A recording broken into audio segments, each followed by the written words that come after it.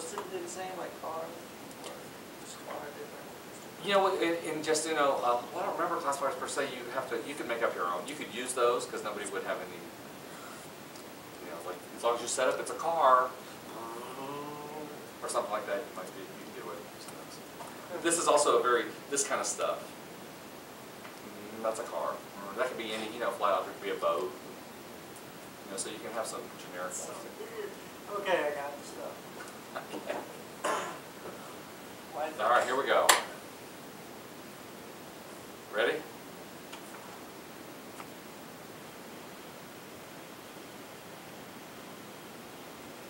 Hi, I'm Bob Johnson. I'm the chairman of the Department of Linguistics and Interpreting at Gallaudet.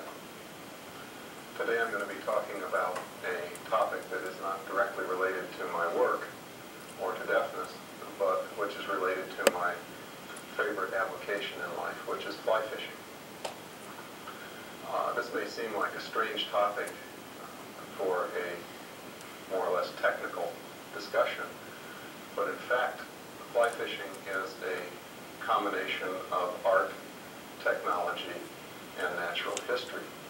And in order to do it well, one must be acquainted with all three of these things.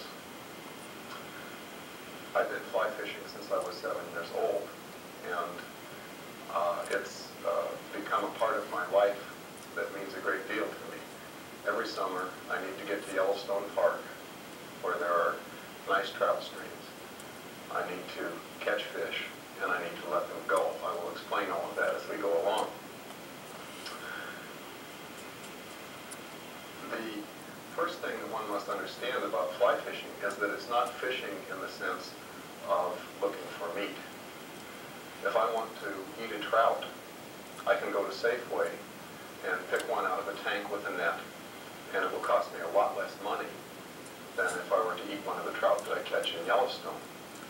I estimate the cost of the trout that I catch in Yellowstone at $75 a pound, and that's why I need to let them go, because I can't afford to eat meat that costs $75 a pound.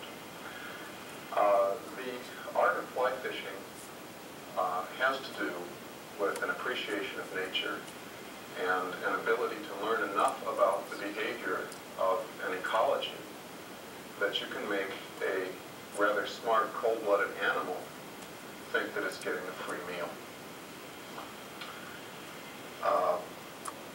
This involves tricking it with a lure that we call a fly. We call it a fly because it looks like an insect.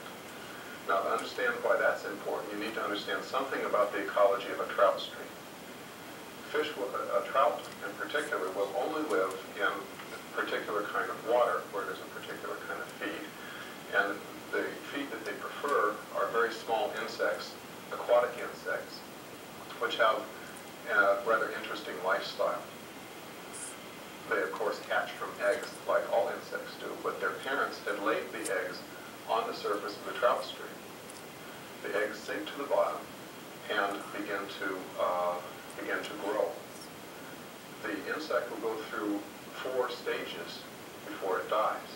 The first stage is called a nymph stage, N-Y-M-P-H. At this stage, the insect looks a lot like a cockroach, but it lives under the water. It has gills and can breathe under the water, and it lives there for roughly a year. The fish love nymphs, and they probably compose about 80% of the trout's diet. So that means that the trout eat a lot of food from the bottom. At a particular day that's biologically determined by a clock in the trout, the nymph begins to, or the insect begins to shed its shell, and it swims to the surface of the water. This stage we call an emerger. It sits for a moment on the surface of the water, floating along, and looking very desirable to a trout, because now it's come out from under its rock and it's easier to get at. And within moments, it crawls out of its exoskeleton and becomes a different looking insect.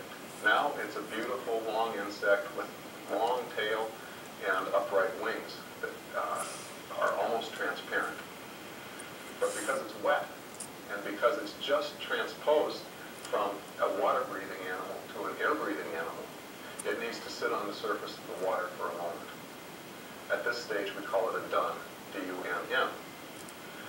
And it, as I say, it looks entirely different from the nymphal stage.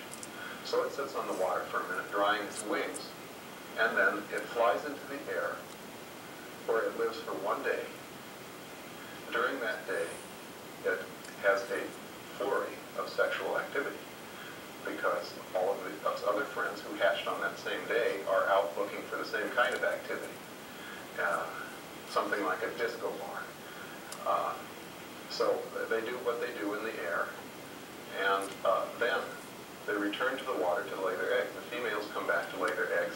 The males spend themselves, as it were, and die on the water. That kind of reduces the desirability of that particular lifestyle. The females come back, sit on the water, and drop their eggs. And the eggs go down into the water, and exactly 1 year later to the day, the eggs will hatch, and the cycle will repeat. Now, this is what trout eat. A good-sized trout will eat 2,300 bugs a day. But the trick is to figure out how to make